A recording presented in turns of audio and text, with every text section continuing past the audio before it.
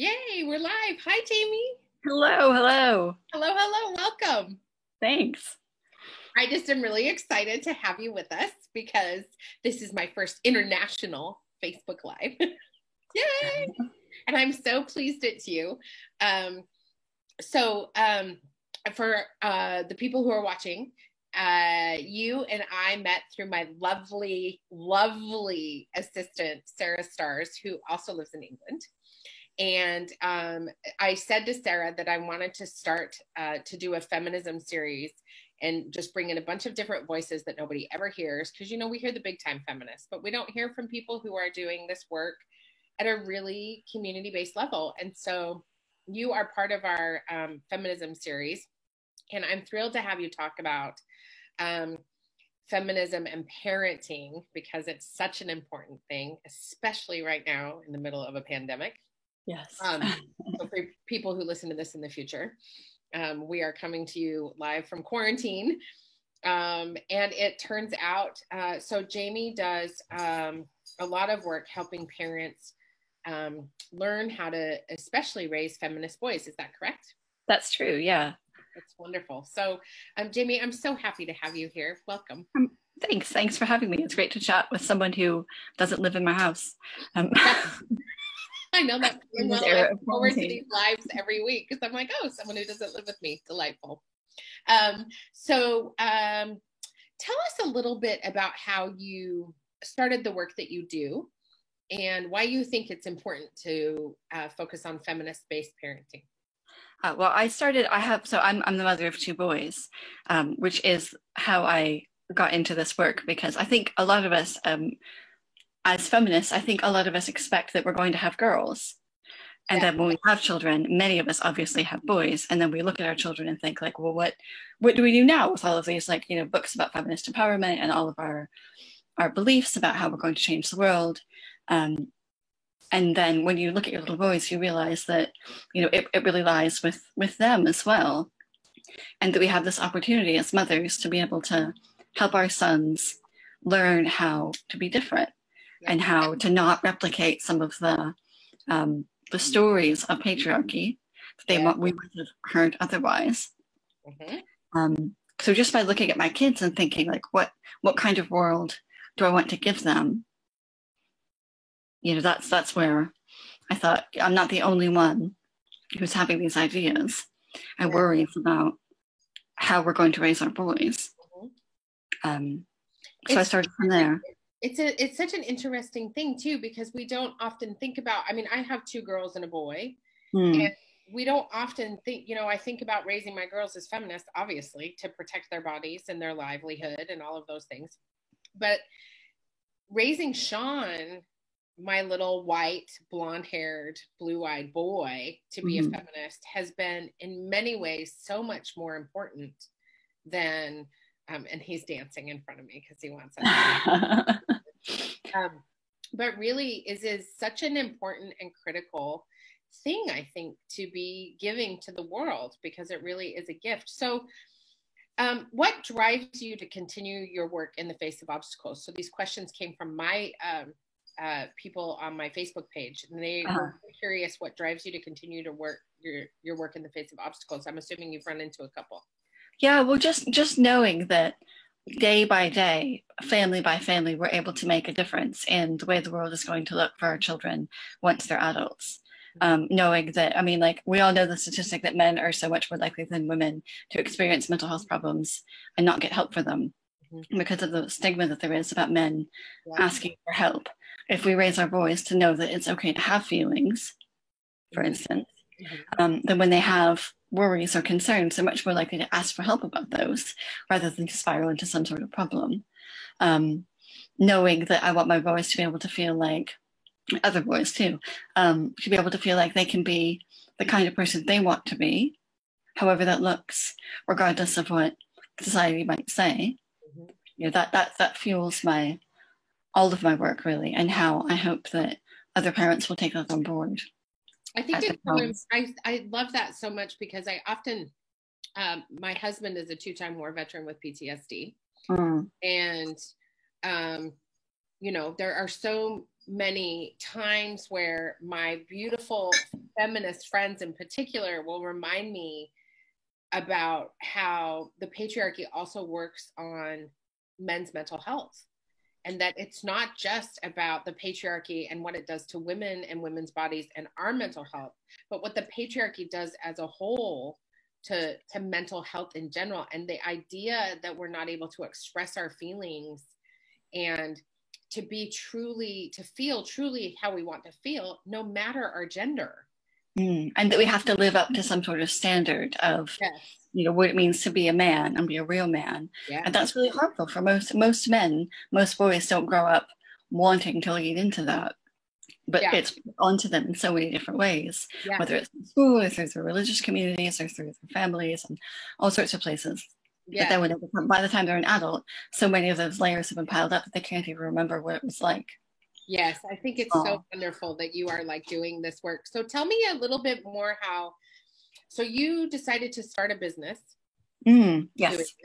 So how did you decide to start doing that? And then how do you fight imposter syndrome and feeling inadequate? Right. Yeah, that's really important, I think. And running any sort of business as a woman, as a feminist, that's so key. So I thought that it was, one of those positions where so many mothers are in, where you feel like you're not quite happy leaving the kids office. But you also want to be doing some work of your own. And so it was a moment where I thought, well, what am I good at? What do I know about? And what's happening in the world right in front of me in my domestic sphere? And it was that.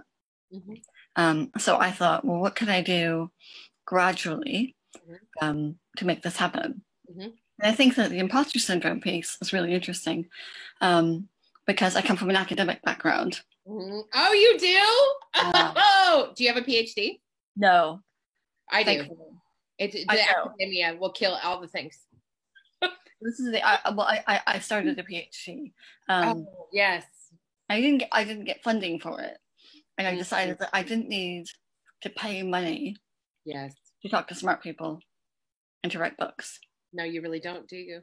So, but coming from that place where if you don't have those letters after your name, you might not know enough. I think that's really interesting to think about them. What's our lived experience? And how do we know what we know? And is there a way of knowing that can't be written down? That can't be codified? And is that more valuable when we're working with other people who might be concerned or that's not the right word, but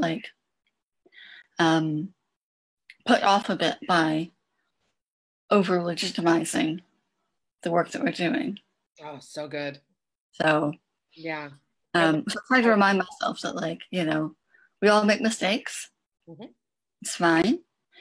We learn as we go. And to remember too that if someone else can do it, I can do it. Yes. It won't be in the same way, but it's possible. So I love that so much. And I love that you talked about just as you're pushing through this idea of imposter syndrome and that adequacy, understanding that our lived experience is really the real education. It has nothing to do with formal education or degrees. It has to do with how do we know what we know. I love that. I love that idea of, and that must come across in the work with helping people raise their children to think from that feminist perspective. Well, and everyone's family is different. Right. There's not one way to parent. There's not one way to parent respectfully or positively. There's not one way to be a feminist. And so it really comes down to helping people think about what's right for their own family in terms of their own, their values and what's most important to them. And then helping them find a way to enact that rather than me saying this is the way, and then putting that forward. Which is what every parenting book does. This is the way. Yes. It's not helpful. Not helpful in the least. Do you have one or more definable moments in your life journey Or have you always been this way? Let me think about that. I think I've always been a feminist. I think in terms of thinking about the value of motherhood and feminism, probably way before I was a parent, I worked in childcare, and seeing that experience of what it's like to be looking after children and then also thinking about how you're going to change the world. Yeah, that was really useful. So we were just talking about definable moments in your journey and how how you came to the place you're at right now. And so I was talking about nannying. When in college I was a nanny, and I was mostly a nanny for boys. It just happened that way, the families whose kids I was looking after. And so I got this real experience of thinking about what it was like, seeing what was working for them and hearing the stories from their families, and just having this where I wasn't a time when I wasn't responsible really for these kids' lives, but I had some influence over them. And that was really cool because I got to try some things out with no consequences really, on my own life. And then seeing the kind of men that those boys have grown up into now, I think they're totally amazing people. And I can't take all the credit for that, obviously, but I helped. And their parents are the kind of people who wanted a person like me to hang out with their kids. So they carried on with those sort of amazing messages throughout their kids' lives. And it also gave me the chance to think about what parenthood could mean, in a more sort of broadly social way, before I was anywhere close to being a parent myself. So I had a lot of years to really think about what that might look like, or what I might do, and how people might want to do things differently than maybe we had experienced in our own families as children. Yeah, I think that's I was a nanny too. And I taught preschool. And so caring for other people's children is really, especially when you're in your 20s, is a really fascinating way to sort of figure out what parenting looks like. Yeah. And caring for other people's children is always such an interesting thing to me. And I love asking that question, though, about what does parenting mean in a broadly social way? Because I think so often we don't think about that. And I have 3 children, and most people don't know that they are not of my body, right? They are my stepchildren. But people make assumptions when they see mothers with children in particular, that they have come of our body, right?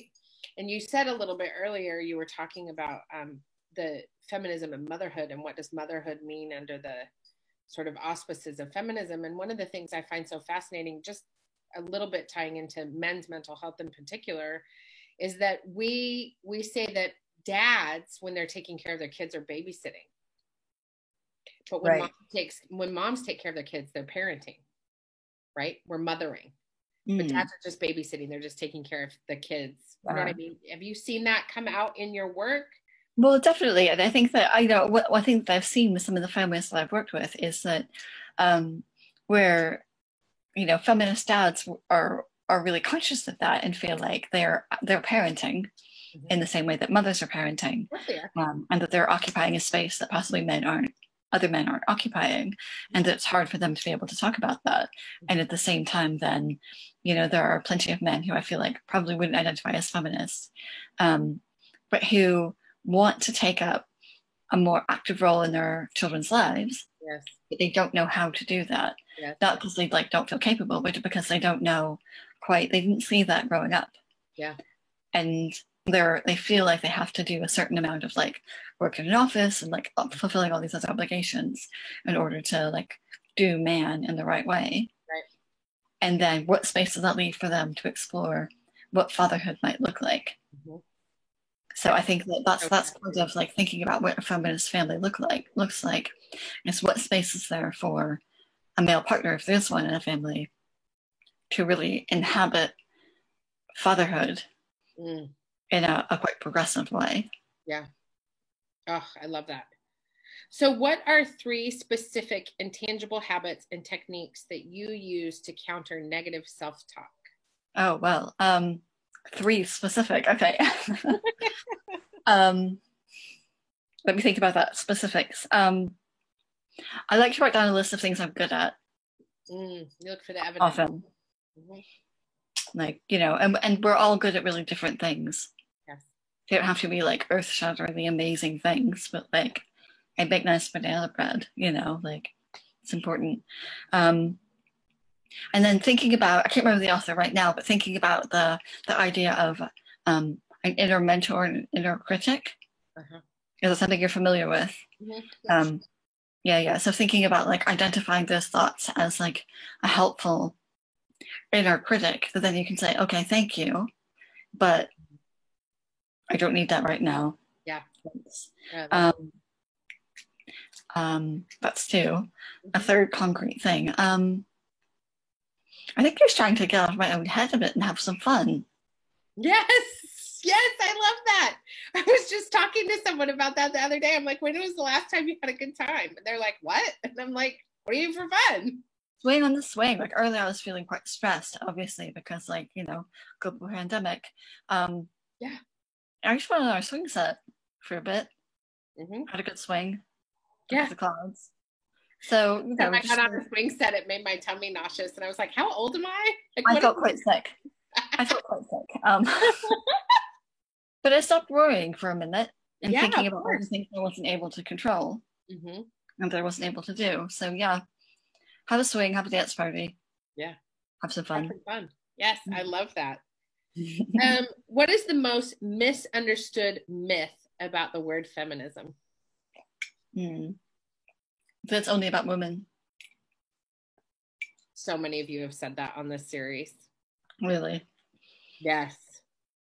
And that's encouraging to me. Yeah. From your perspective, tell me why you think that myth is so prevalent and what you think, how you would shift that paradigm for people. Oh, well, I would shift it first of all by thinking about raising feminist boys and realizing that feminism is about gender inequality and about us all being able to live as the kind of people we want to live as and have that be equally valuable, and that there isn't a hierarchy of a kind of, you know, whether masculinity is more important and valuable and good and all of that. I've forgotten the verse, but sorry, it's been a long day here. No, you're fine. I know it's so late for you. Just the most misunderstood myth about the word feminism, and then how you would change that paradigm for people. Like, it's not just about women, it's about nothing is better than another thing, right? Right, exactly. That masculinity isn't more important, but also that there's not only one way to be feminine or to be masculine. There's not only one way to be a woman. There's not only one way to be a man.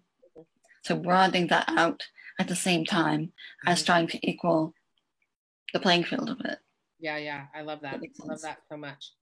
So here's your 3 bonus questions. Are you ready? What is the most important thing people need to know about parenting in 2020? Don't go outside.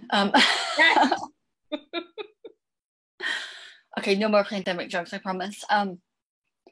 The most important thing, follow your child. Say more about that. So don't start from a place of feeling like you know what needs to happen. You know what's best. You observe your child, follow their lead.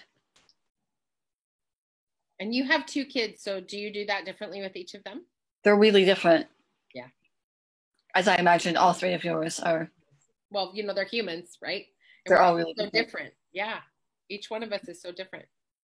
And try, like, in doing that, when you're following them and seeing what you see. And, you know, I try to reserve judgment. So I'm not thinking like, you know, well, why aren't you doing what your brother is doing? Because they're their own people and we need to meet them where they're at.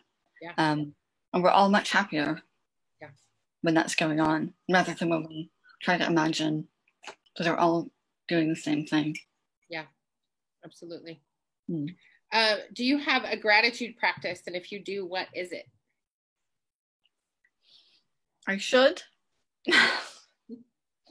I don't really. I mean to, but it ends up feeling like a bit of a chore. Honestly.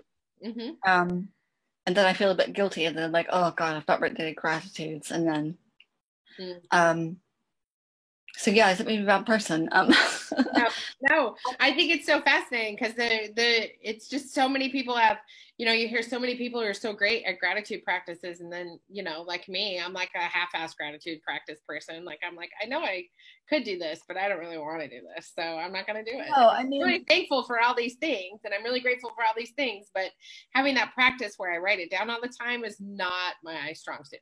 no, I mean, I try to be present. Yes. When I can. I try to be present like in myself and in my space with my children, and when I can go outdoors, you know, being sort of present in that moment, and resting in that space wherever I can, rather than making time to sort of like, yes, you know, write down a list of things. I don't think that's a bad thing to do, but I think it's just not really in my personality to do that. Sure. Yeah. Maybe I'll try. It's all good. It's all good. So I talk a lot with my clients and the people I work with about their instinct, their niggle, like that little idea, that little push that you get from the inside. So what is your niggle or your instinct telling you about what's next? In what sense? For you, for the planet, for whatever. Like what's next in your world? More equal families. So a lot of us obviously are now working from home with no childcare. And it's this moment where many of us are going to be able to say, well, wait a minute, how come all of this work is falling to mothers when everyone's at home? Is this a time where we can balance things out a bit in terms of domestic labor, in terms of childcare, to make sure that both parents are having the opportunity and responsibility to not do all the things. Yes, I love that. But do closer to half of the things. Yeah, I love that. So if that's, you know, if you're in that position right now, have a think about that. What that looks like in your own life and how you can start to make a few steps towards things being slightly more equal. That's perfect. How can people find you online? So you can find me on Instagram, just my name, Jamie_Fisher-Perkins. Also my website. Great. We can link those. Yeah, we'll link all of it on Facebook. Yeah. Thank you so much for being with us. Thank you. It's so lovely. Sorry about the mishap. Oh, the mishap is not a big deal. Cool. Thank you all of you for joining us today. We'll make sure we get to your comments on Facebook and make sure we address some of your questions and your comments on there. And Jamie, thanks again for being with me. Oh, thank you for having me. Have a great day.